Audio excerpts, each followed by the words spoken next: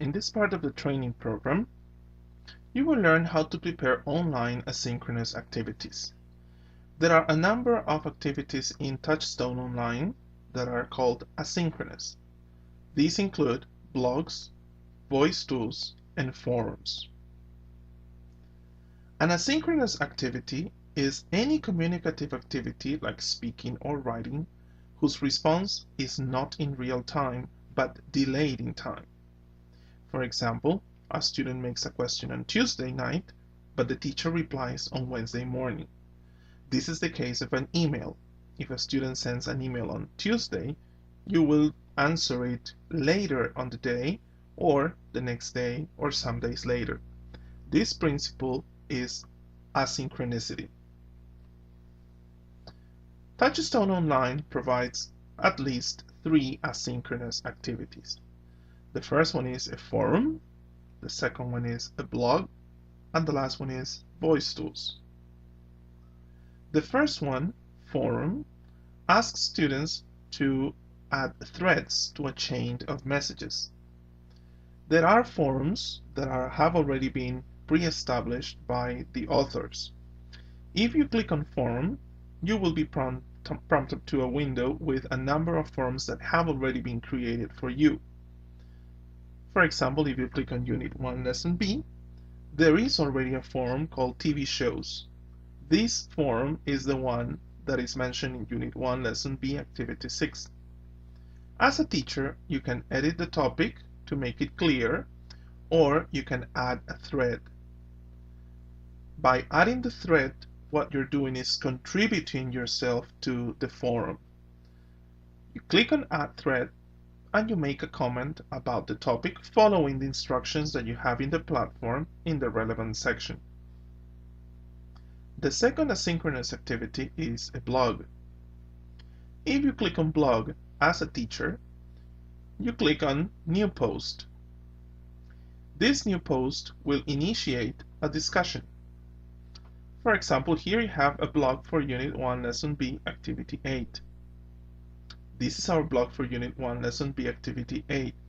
Remember to post your comments and reply to at least 2 of your friends. You add the comments, or you can edit this comment.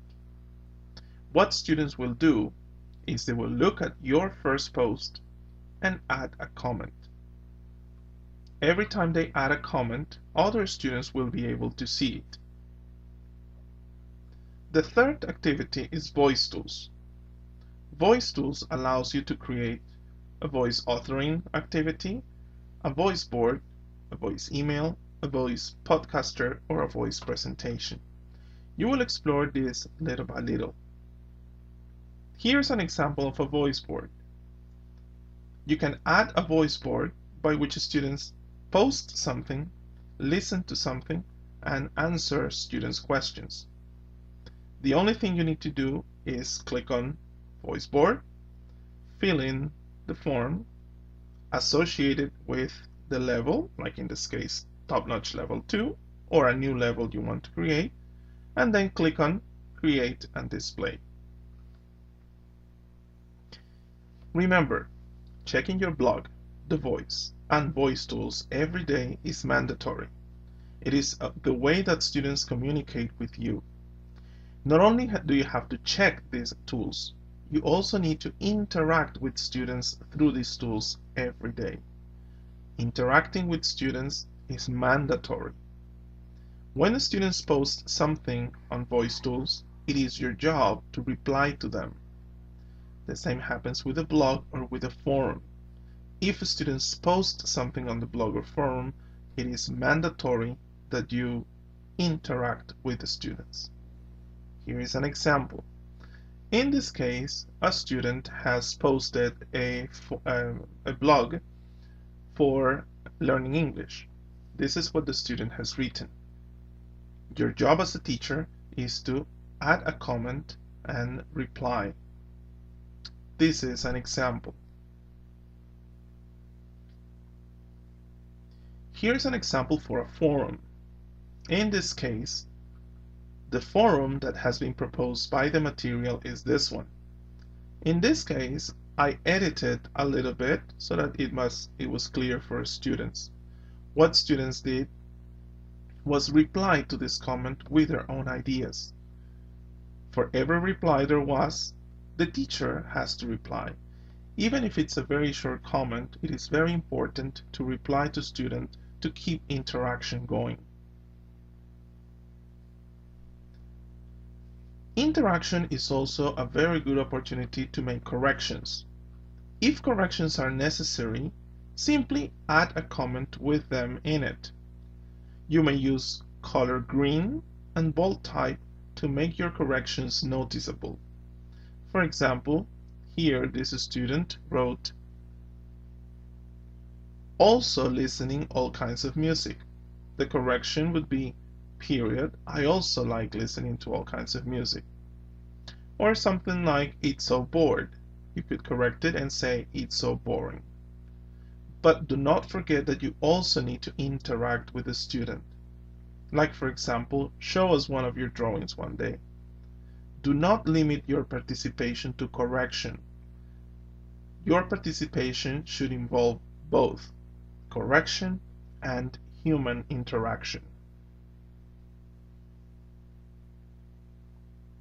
Finally, in voice boards, students have the opportunity to post a message and to reply to other messages. This is an example from a voice board. The topic in this voice board was, where do you go shopping? In this case, for instance, this student, Delia, posted her message, but she also got replies from me, from Maria Luisa, and from Vanessa. It is the teacher's job to interact with the students. So check your messages every day. Go to voice board and see what students have posted. Every time a student posts something, click on it. If you notice that a voice message is misplaced, simply drag and drop it to the correct section. Here you have an example.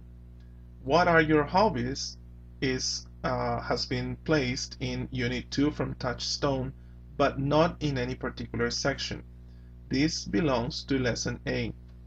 What you simply need to do is to drag and drop it in Lesson A. Once it's there, make sure you click on it and reply to the student.